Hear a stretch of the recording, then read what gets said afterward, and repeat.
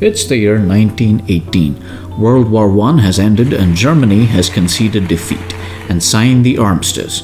Australian soldiers and British veterans are returning to their families and homes back in Australia to celebrate and get repatriated.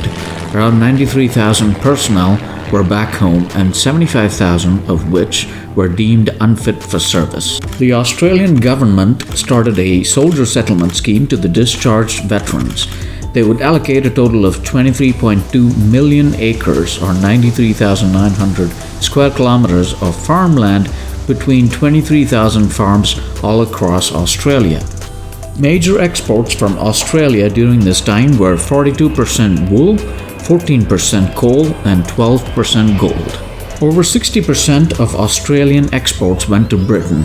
Everything was good until the Great Depression of 1929, when the peak unemployment rate hit 32%, and the government promised subsidies for wheat crop.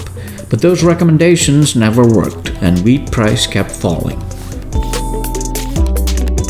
Adding insult to injury, along with the depreciating price of wheat, the crops were at risk from around 20,000 migrating emus after their breeding season from inland, mainly towards the towns of Chandler and Walgoolan. Conditions were favorable to them with cleared land and water supplies and made it a habitat. The emus consumed and spoiled the crops and destroyed the fences, leaving them vulnerable to other animals. The farmers then approached the Minister of Defense, George Pearce, and raised their concern. Having served in the World War, Pearce suggested using machine guns as a deterrent. It was also agreed that the farmers would fund the ammunition for this project. Pearce also advocated the deployment based on the fact that the emus would provide good target practice.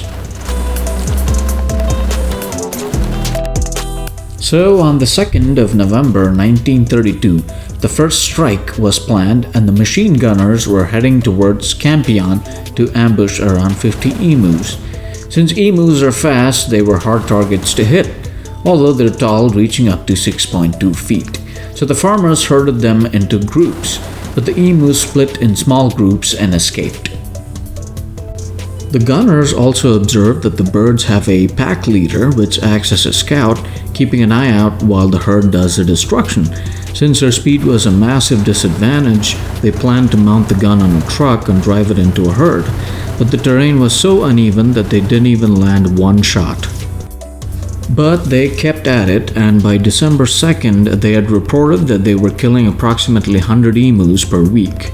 But on December 10th, the project was withdrawn, having expended 9,860 rounds and reported having killed 986 emus, and claiming further 2,500 died of battle wounds.